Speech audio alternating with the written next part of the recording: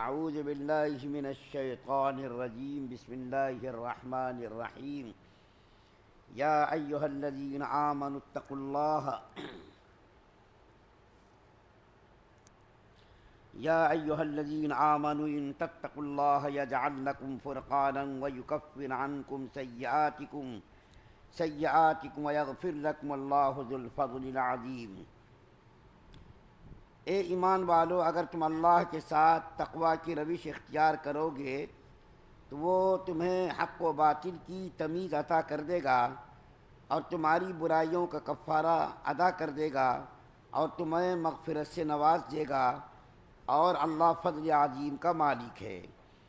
سورہ انفال کی 29 نمبر کی آیت آپ کے سامنے پڑھی گئی ہے۔ کل آپ کے سامنے دو آیات جو پڑھی گئی تھی اور اس کا خلاصہ بیان کیا گیا تھا، اور اس سلسلے میں حضرت ابو لبابہ رضی اللہ تعالیٰ عنہ کا واقعہ بیان کیا گیا تھا، اسی مضمون سے متعلق یہ آیت بھی ہے۔ کل کے مضمون سے متعلق بھی یہ آیت کریمہ ہے کہ اللہ تعالیٰ فرماتے ہیں کہ اگر تم نے تقوی اختیار کیا۔ تقوی کس کو کہتے ہیں؟ قرآن کے اندر بے شمار مقامات پر تقوی کا ذکر ہے۔ تقوی کہتے کس کو ہیں؟ صرف ہم زبان میں تقوی تقوی تقوی کہتے ہیں، لیکن تقوی کس کا نام ہے، کس کو کہتے ہیں؟ تو تقوی کے بارے میں سب سے بہترین تعریف اور سب سے بہترین ڈیفینیشن تقوی کا جو کیا ہے، حضرت ابی بن کعب رضی اللہ تعالیٰ عنہ کا وہ قول ہے جو انہوں نے حضرت عمر فاروق رضی اللہ تعالیٰ عنہ کے سامنے بیان کیا تھا۔ حضرت عمر فاروق رضی اللہ تعالیٰ عنہ نے حضرت ابی بن کعب رضی اللہ تعالیٰ عنہ سے پوچھا تھا، اے ابی بن کعب، تقوی کیا ہے؟ تو حضرت ابی بن کعب رضی اللہ تعالیٰ عنہ نے عرض کیا، امیر المومنین، کیا کبھی آپ کو جنگلوں کا راستہ طے کرنے کا موقع ملا ہے؟ ایسے راستے سے کبھی آپ کا گزر ہوا ہے کہ دونوں طرف کانٹے دار جھاڑیاں ہوں، دونوں طرف کانٹے دار درخت ہوں؟ ایسے راستے سے کبھی آپ گزرے ہیں کیا؟ تو حضرت عمر فاروق رضی اللہ تعالیٰ عنہ نے فرمایا، ہاں، اس طرح کے راستوں سے تو بارہا میرا گزر ہوا۔ تو ابی بن کعب رضی اللہ تعالیٰ عنہ نے عرض کیا کہ ایسے موقعوں پر آپ جب گزرتے ہیں تو کیا کرتے ہیں؟ جب راستے میں دونوں طرف جھاڑیاں ہو، کانٹے دار درخت لگے ہوں، تو ایسے موقعوں پر آپ کیا کرتے ہیں، کیسا چلتے آپ؟ تو حضرت عمر فاروق رضی اللہ تعالیٰ عنہ نے فرمایا، ایسے موقعوں پر اپنے دامن کو، کپڑے کو بچا بچا کر کے چلتا ہوں تاکہ کسی کانٹے میں میرا کپڑا الجھ نہ جائے، کانٹے دار درخت میں میرا کپڑا الجھ نہ جائے اور میں پریشان نہ ہو جاؤں۔ تو حضرت ابی بن کعب رضی اللہ تعالیٰ عنہ نے عرض کیا، اسی کو کہتے تقوی، بچ بچ کر، ڈر ڈر کر زندگی گزارنا، بچ بچ کر، ڈر ڈر کر زندگی گزارنا، احتیاط کے ساتھ زندگی گزارنا، اسی کو کہتے تقوی۔ تقوی کے معنی کیا ہے؟ بچنے کے، ڈر ڈر کر زندگی گزارنے کے، یعنی شریعت کے بارے میں محتاط طریقوں سے زندگی گزارنا، حلال اور حرام کی تمیز کرتے ہوئے زندگی گزارنا۔ میں آپ کے سامنے کچھ مثالیں بیان کرتا ہوں۔ قرآن کے اندر خود اللہ تعالیٰ نے فرمایا بے شمار مقامات پر کہ جو آدمی تقوی اختیار کرتا ہے، اللہ تعالیٰ اس کے لیے مشکل راستوں کو آسان فرما دیتے ہیں۔ اور ایک جگہ قرآن کے اندر اللہ فرماتے ہیں، جو آدمی اللہ سے ڈرتا ہے اس کے لیے مشکلات میں آسانیاں پیدا کر دیتے ہیں، اور اس کی رزق کی تنگیوں کے لیے راستے جو ہوتے ہیں اس کو کھول دیتے ہیں، اور بے حد و حساب ایسے راستوں سے اس کے لیے روزیاں پہنچاتے ہیں کہ اس کو وہم و گمان بھی نہیں ہوتا۔ یہ تھے، میں آپ کے سامنے کچھ مثالیں بیان کرتا ہوں۔ اللہ کے رسول صلی اللہ علیہ وسلم سید الکائنات ہیں، افضل البشر ہیں۔ نبی کریم صلی اللہ علیہ وسلم وجہ تخلیق کائنات ہیں۔ نبی کریم صلی اللہ علیہ وسلم کی وجہ سے ساری کائنات وجود میں آئی۔ ہمارے نبی صلی اللہ علیہ وسلم کے تقوی کا یہ عالم تھا کہ ایک مرتبہ نبی کریم صلی اللہ علیہ وسلم کے نواسے نے بیت المال کی کوئی چیز منہ میں رکھ لی، بیت المال کی کوئی چیز منہ میں رکھ لی، تو نبی کریم صلی اللہ علیہ وسلم نے اپنے نواسے کے منہ سے انگلی ڈال کر کے وہ چیز نکالی اور فرمایا کہ ہمارے لیے صدقہ، خیرات، زکوٰۃ کا مال استعمال کرنا جائز نہیں۔ زبردستی اس کو منہ سے نکالا۔ چھوٹے بچے ہیں نواسے، کوئی بہت بڑے نہیں ہیں، چند سال کے نواسے ہیں، اور زبردستی منہ کے اندر انگلیاں ڈال کر اس چیز کو نکالا، اس کو کہتے تقویٰ۔ حضرت ابوبکر صدیق رضی اللہ تعالیٰ عنہ کے بارے میں آتا ہے کہ ان کا غلام کچھ کما کر کے لا کر کے ان کو دیتا تھا۔ ایک مرتبہ ابوبکر صدیق رضی اللہ تعالیٰ عنہ کی خدمت میں کچھ کھانے پینے کی چیز لا کر کے پیش کیا اور کہا کہ آپ اس کو کھا لیجئے۔ تو ابوبکر صدیق رضی اللہ تعالیٰ عنہ بہت ہی بھوکے تھے، اس کو بغیر پوچھے کھا لیا۔ یہ نہیں پوچھا کہ یہ چیز تم کہاں سے لائے، کس ذریعے سے تم نے حاصل کیا، پوچھے بغیر اس کو منہ کے اندر ڈال لیا۔ اس کے بعد غلام نے کہا کہ امیر المومنین، ہمیشہ آپ پوچھا کرتے تھے کہ یہ چیز تم کہاں سے لائے، حلال طریقے سے لائے، حرام طریقے سے لائے، آپ نے آج مجھ سے پوچھا ہی نہیں۔ تو حضرت ابوبکر صدیق رضی اللہ تعالیٰ عنہ نے فرمایا میں بہت زیادہ بھوکا تھا، مجھ کو پوچھنے کی نوبت نہیں آئی اور مجھ کو پوچھنا بھی یاد نہیں رہا، اب بتاؤ یہ چیز تم کہاں سے لائے تھے۔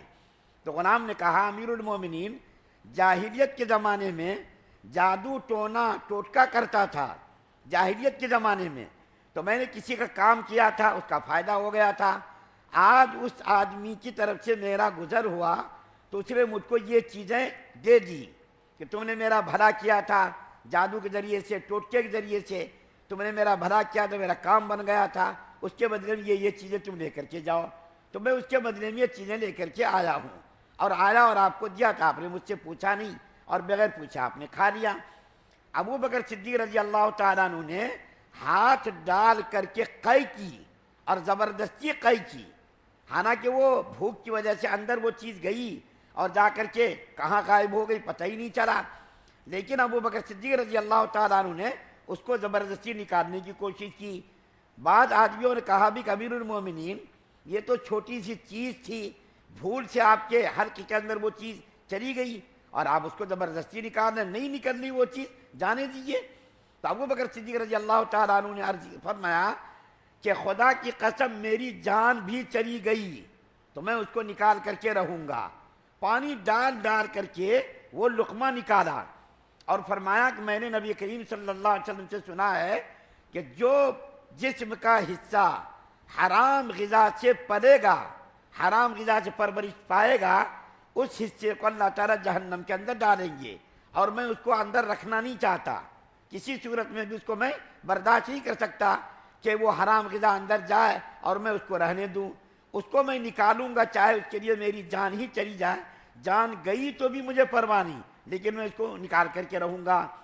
رات کو میں کتاب کا مطالعہ کر رہا تھا تو عمر فاروق رضی اللہ تعالیٰ عنہ کا ایک واقعہ میری نظر سے گزرا، اتنا عجیب و غریب واقعہ کہ آج اگر سماج اور معاشرے کے لوگ سنیں تو شاید اس کے اوپر بھروسہ بھی نہ کریں، اتنا عجیب و غریب واقعہ کہ آپ بھی سنیں گے تو آپ کو بھی تعجب ہوگا۔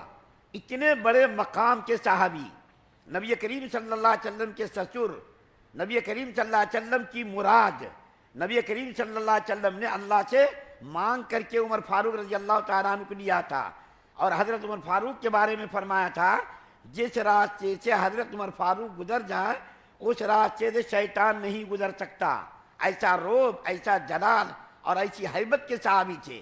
ان کے بارے میں فرمایا تھا اللہ کے رسول صلی اللہ علیہ وسلم نے کہ اگر کسی کو میرے بعد نبوت ملتی، اگر میرے بعد کسی کو نبوت ملتی اور نبوت کا کوئی حقدار ہو سکتا تھا تو حضرت عمر فاروق رضی اللہ تعالیٰ عنہ ہو سکتے تھے، لیکن چونکہ میرے بعد نبوت کا دروازہ بند ہو گیا، اللہ تعالیٰ نے میرے اوپر نبوت کو مکمل کر دیا، اس لیے اب میرے بعد کوئی نبی نہیں آ سکتا۔ تو عمر فاروق رضی اللہ تعالیٰ عنہ کو وہ واقعہ میں عرض کرتا ہوں کہ ان کے تقوی کا کیا عالم تھا اور ان کا تقوی کتنا اعلیٰ درجے کا تھا کہ ایک مرتبہ دروازے پر یہ بیٹھے ہوئے تھے تو بعض لوگوں نے گزرتے ہوئے کہا امیر المومنین آپ دروازے پر کیوں بیٹھے ہوئے ہیں، آپ گھر کے اندر کیوں تشریف نہیں لے جا رہے ہیں، گھر تو قریب میں ہے، دروازہ بھی کھلا ہوا ہے، آپ اندر تشریف لے جائیے، باہر کیوں بیٹھے ہوئے ہیں۔ تو عمر فاروق رضی اللہ تعالیٰ عنہ نے فرمایا میرے گھر میں میری جوان بیٹی ہے اور میری بیوی کسی کام سے باہر گئی ہوئی ہے، میرے گھر میں میری جوان بیٹی ہے اور میری بیوی کسی کام سے گئی ہوئی ہے، میرا دل نہیں چاہتا کہ گھر میں کوئی نہ ہو اور میں گھر کے اندر جاؤں۔ اتنے بڑے مقام کے صحابی، آج دیکھیے بچیاں بھائی کے ساتھ، باپ کے ساتھ گاڑی پر مردوں کی طرف بیٹھ کر کے جاتی ہیں، اور باپ بھی اتنا بے شرم، بھائی بھی اتنا بے شرم کہ اس کو یہ بھی نہیں کہہ سکتے کہ بھائی اس طریقے سے بیٹھ جاؤ، پیروں کے ادھر لٹکا دو۔ لیکن جس طریقے سے مرد بیٹھتا ہے اسی طریقے سے بچیاں، بیٹیاں، بہنیں گاڑی پر بیٹھ کر کے جاتی ہیں۔ اس کو شرم بھی، نہ تو باپ بھائی کو شرم آتی ہے اور نہ بیٹی کو شرم آتی ہے، نہ تو بہن کو شرم آتی ہے کہ اس طریقے سے بیٹھنا یہ تہذیب کے خلاف ہے۔ مولانا طارق مسعود صاحب جو اس وقت پاکستان کے بہت بڑے عالم ہیں، انہوں نے ایک تقریر میں کہا کہ اس طریقے سے بیٹھنا تہذیب کے، شرم و حیا کے خلاف ہے۔ اگر کسی کے اندر یہ تقویٰ ہو تو وہ ان کو اس واقعے سے نصیحت لینی چاہیے کہ عمر فاروق رضی اللہ تعالیٰ عنہ اتنے بڑے مقام کے صحابی، اور گھر اس لیے نہیں تشریف لے جا رہے ہیں کہ گھر کے اندر کوئی دوسرا آدمی نہیں، جوان بیٹی ہے۔ ہمارے اکابرین سے بھی بہت سارے واقعات تقویٰ کے بیان کیے گئے۔ مولانا مظہر صاحب نانوتوی جو مظاہر علوم یوپی کے اندر بہت بڑا مدرسہ ہے، اس مدرسے کے ناظم تھے۔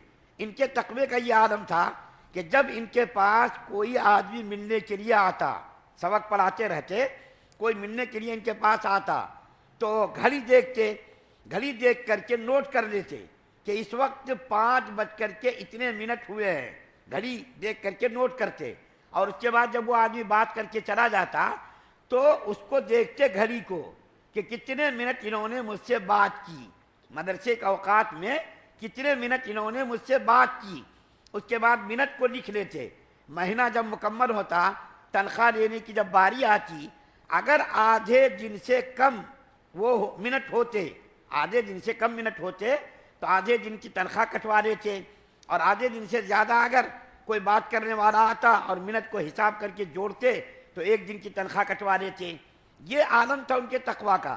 مولانا منیر صاحب رحمۃ اللہ علیہ دارالعلوم دیوبند کے محتمم، ان کے بارے میں آتا ہے کہ یہ جو ہے یہ بھی گھڑی کو دیکھ کر کے اور اسی طریقے کی تقویٰ کرتے تھے۔ اور مولانا عبدالرحیم صاحب رائے پوری رحمۃ اللہ علیہ ان کے بارے میں آتا ہے، یہ فرماتے تھے کہ مدرسے کی جو رقومات میرے پاس آتی ہیں، ان رقومات کے استعمال کرنے میں اتنی احتیاط کرتا ہوں میں، مجھ کو اتنا ڈر لگتا ہے کہ کسی چیز سے بھی مجھ کو اتنا ڈر نہیں لگتا۔ کیوں؟ اس لیے کہ اگر میں کسی کی نوکری کروں، نوکری میں اگر کوئی غلطی ہو جائے، نوکری کے اوقات میں کوئی کمی بیشی ہو جائے تو میں اپنے مالک سے معافی تلافی کر سکتا ہوں، لیکن مدرسے کی جو رقومات آئی ہیں وہ ہزاروں لوگوں کی رقومات ہیں۔ میں کن سے معافی مانگوں گا، کن کے بعد معافی مانگنے جاؤں گا؟ مجھے تو پتہ بھی نہیں ہے کس نے کیا دیا، کتنا دیا، کب دیا، کہاں دیا، کتنی رقم دی۔ تو مجھ کو مدرسے کی رقومات استعمال کرنے میں اتنا ڈر معلوم ہوتا ہے کہ کسی چیز سے بھی مجھ کو اتنا ڈر معلوم نہیں ہوتا۔ اب میں آیت کریمہ کا خلاصہ بیان کرتا ہوں۔ ایک تو یہ بات ہو گئی تقویٰ کس کو کہتے ہیں؟ بچ بچ کر، ڈر ڈر کر زندگی گزارنا۔ اللہ تعالیٰ فرما رہے ہیں جو آدمی تقوی کے ساتھ زندگی گزارے گا اس کو 3 اللہ تعالیٰ نعمتیں عطا فرمائیں گے۔ سب سے پہلی نعمت تو اللہ اس کو دیں گے فرقان۔ فرقان کس کو کہتے ہیں؟ حق و باطل کے درمیان امتیاز پیدا کرنے کی صلاحیت، یعنی دل کے اندر اللہ ایسا نور ڈالیں گے کہ جس نور کے ذریعے سے وہ آدمی حق و باطل کے درمیان فرق کر سکے گا۔ ایک تو یہ اللہ عطا فرمائیں گے کہ حق و باطل کے درمیان امتیاز پیدا کرنے کی صلاحیت اس کو عطا کریں گے۔ دوسری نعمت اللہ یہ عطا فرمائیں گے وَيُكَفِّرْ عَنْكُمْ سَيِّئَاتِكُمْ، کہ اس کے گناہوں کا کفارہ ادا اللہ کر دیں گے۔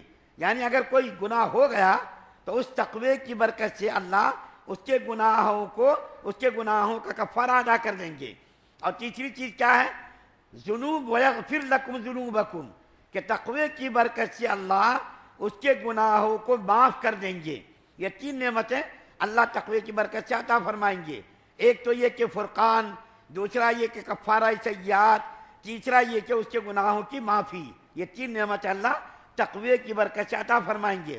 اور آیت کے اخیر میں اللہ فرما رہے ہیں واللہ ذو الفضل العظیم، اور اللہ تعالیٰ کا فضل عظیم ہے، یعنی بہت بڑے فضل کرنے والے ہیں، کرم کرنے والے ہیں، انعام کرنے والے ہیں، بخشش کرنے والے ہیں، گناہوں کو معاف کرنے والے ہیں۔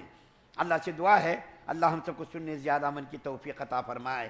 سبحان اللہ و بحمدہ، سبحانک اللہم و بحمدک، ونشہد ان لا الہ الا انت